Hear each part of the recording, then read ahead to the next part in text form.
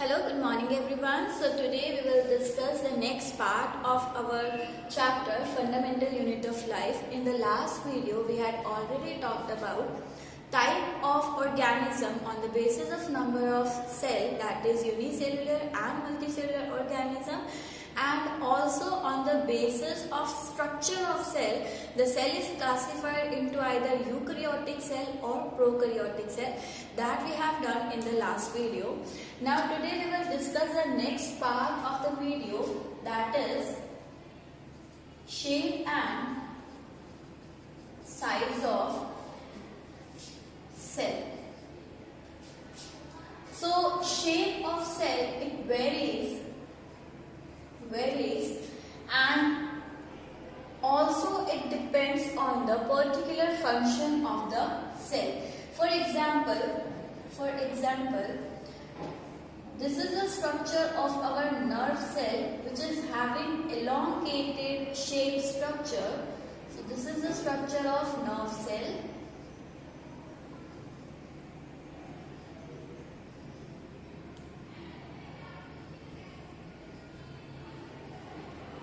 Okay, nerve cell, it looks like this, and the shape is what?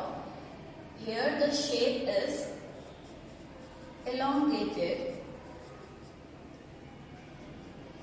in nerve cell. Why? Because our nerve cell, the work of this nerve cell is to transfer or convey the signals between our central nervous system, that is brain, and our body parts. So what is the function of this nerve cell? It conveys signals between central nervous system and body parts.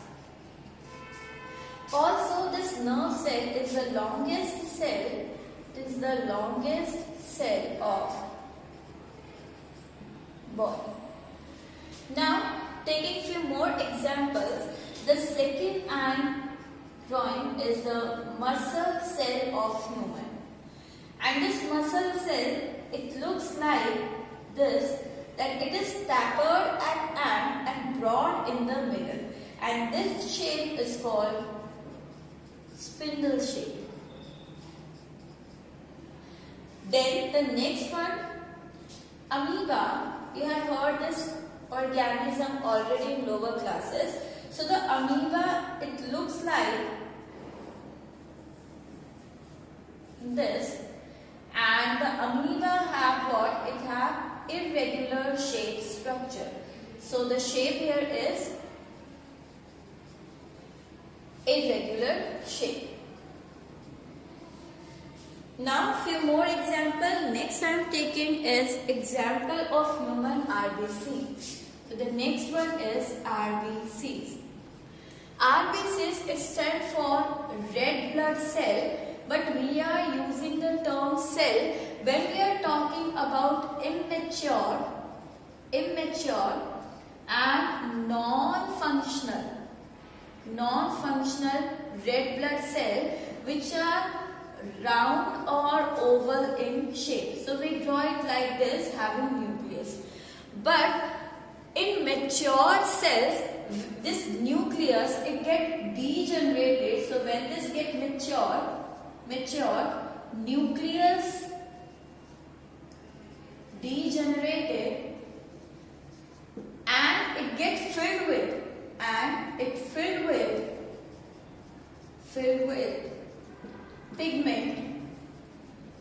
pigment, that is HB, which is called hemoglobin. Now, at maturity, this RBC, when it gets filled with hemoglobin, it look like this. So, biconcave shape, and here it gets filled with hemoglobin. So here the shape is round and oval, but in this the shape is biconcave. Okay, so these are some of the shapes of your cell. Now we have already done the longest cell of our body. So apart from this, let me draw the largest and the smallest cell of our body, and we will take it in the size of cell. Okay, so next point is the size of cell.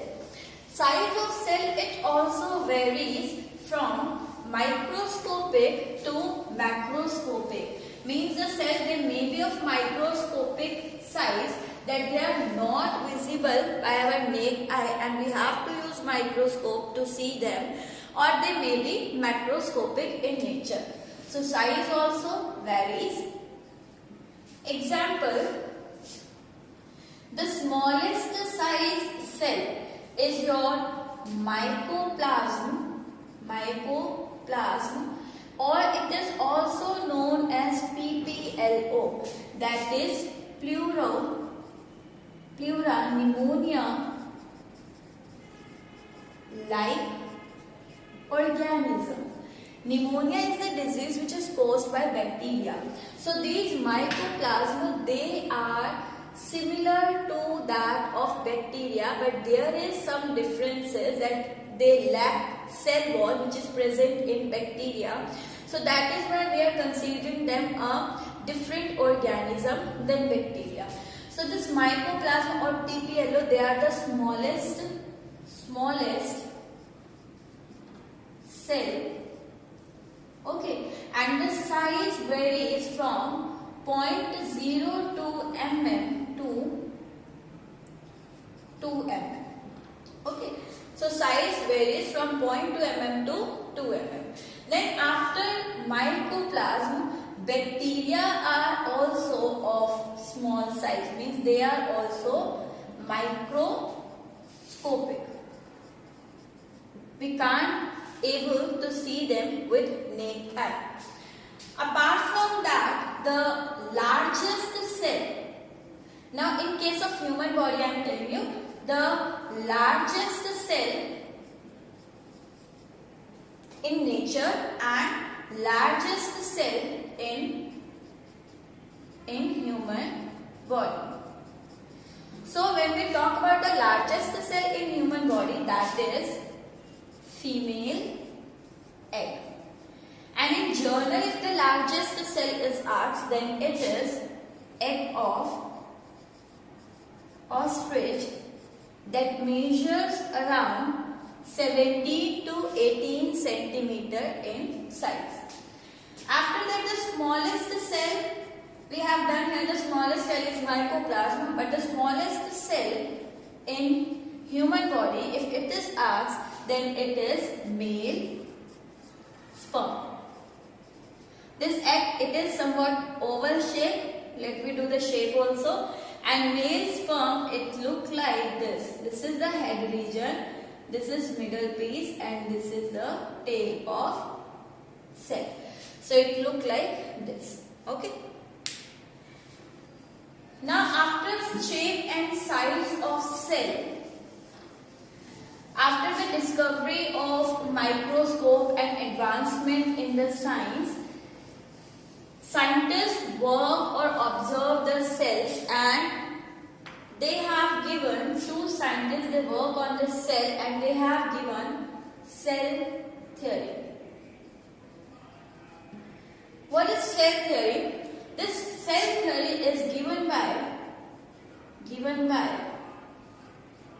Sheldon and Schwann.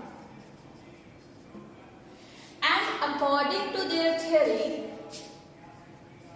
all living organisms,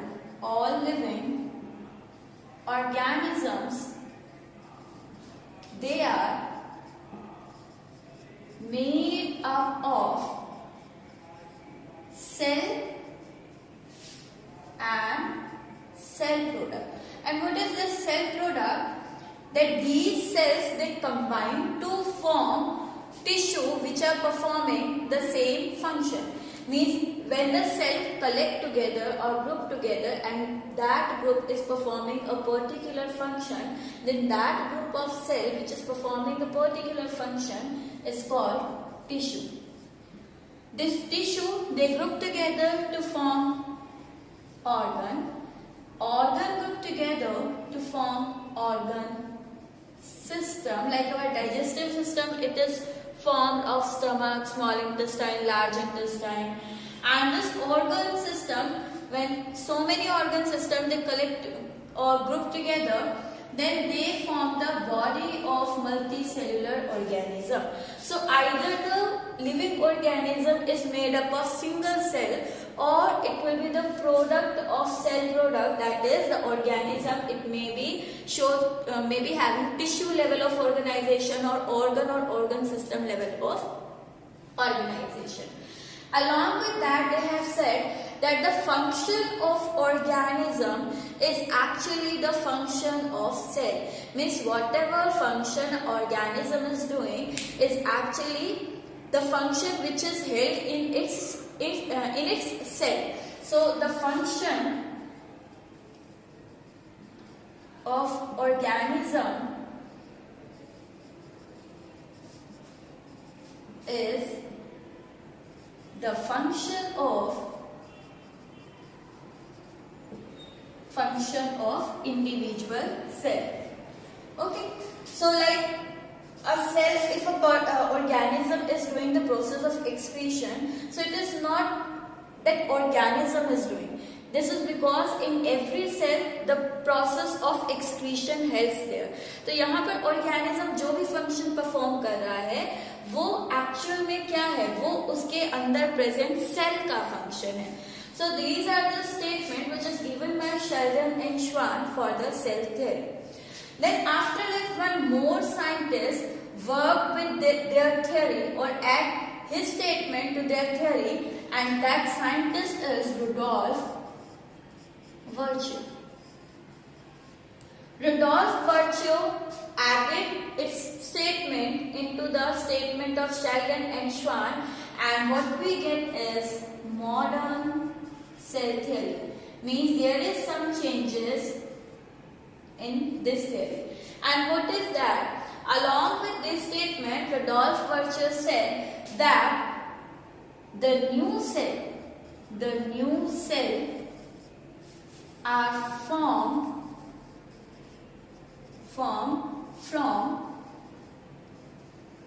pre-existing cell. And at that time they are not using the English language, although they are working with the Latin words and language, Greek language. So for this statement, he has given a phrase that is omnis celluli e celluli, which means the same, that the new cell are formed from the pre-existing cell. So this is all introduction about your cell. Now we will talk about the different components of cell, that is cell wall, cell membrane, ahead in this video. But before that, let me understand the difference between animal cell and plant cell too. Okay, so one last topic I am covering in this video is difference between animal and plant cell. We have done this topic in your lower classes also. Like if we compare animal cell and plant cell, so the first point of difference is cell wall. It is the protective rigid structure which is present in plant and prevent the cell from the outermost abiotic or harsh condition of environment. But in case of animal cell, this cell wall is absent. Then the second point of difference is presence of plastid. Plastid is called as kitchen of cell, and in this organelle what is happening, food is synthesized. So we know that animals depend on other animal or plant for their food. So they don't require such kind of organelle. So it is absent in case of animal, but it is present in case of plant. So plastid, that is the organelle where the food is synthesized, is present in plant while absent in animals. Then the next point of difference is of vacuole. Vacuoles. In case of plant, when we draw the structure of plant cell, we have to draw a central largest vacuole which cover almost 90% of the plant cell volume. So in case of plant, the size of vacuole is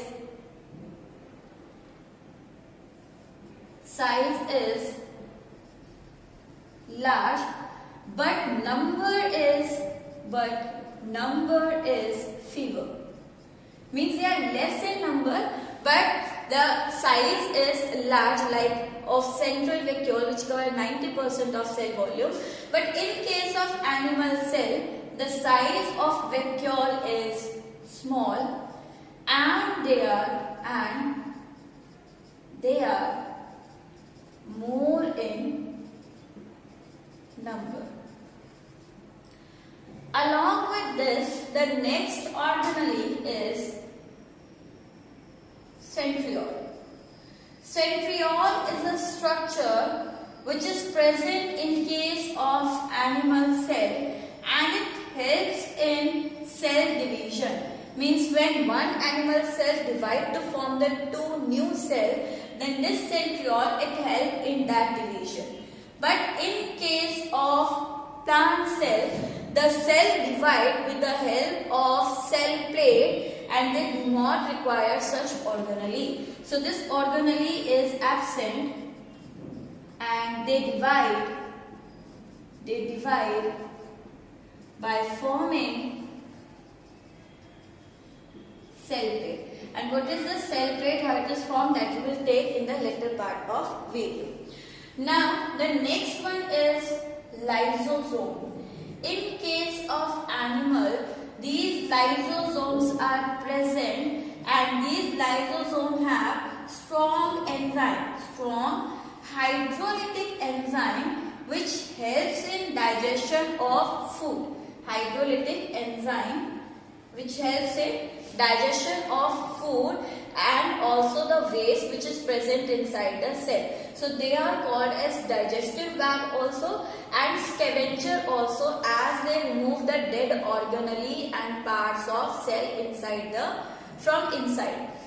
But in case of plant, these lysosomes are not there, and the plant has special structure called peroxisome. Peroxisome perform the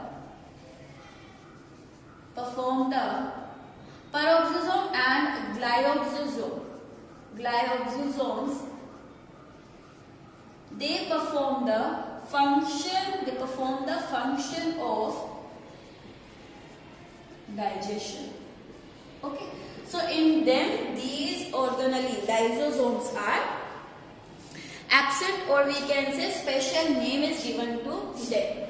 Now if we have to draw the structure of plant cell and animal cell, so there is some basic differences between that structure. And what is that? Whenever we are drawing the structure of plant cell like this I am drawing here, so we have to cover the 90% of its volume with this central vacuole. Along with that, plant cell have a thick layer which is cell wall. I thought I forgot that in the point of differences. Just write it down by yourself. This is cell wall which is present in case of plant cell but absent in animal.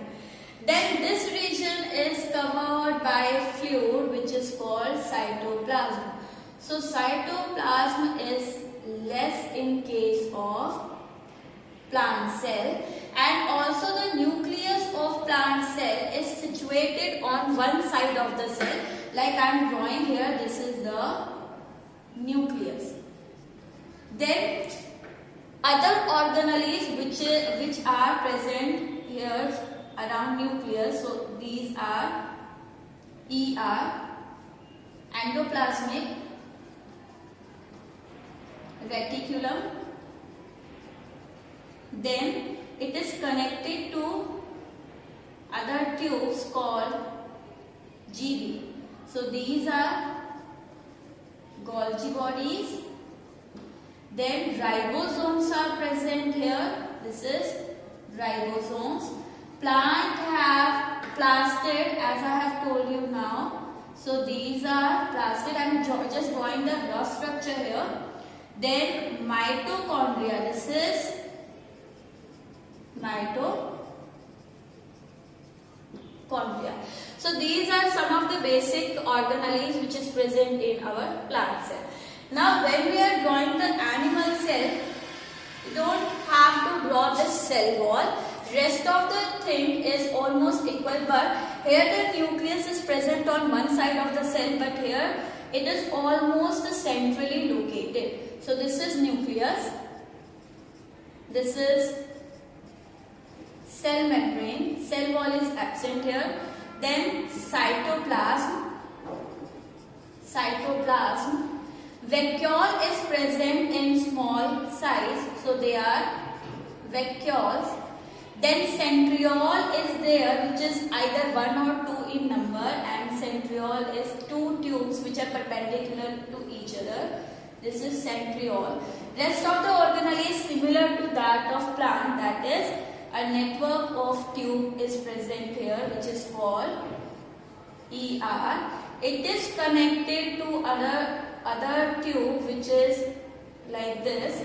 So these tubes are called Golgi body.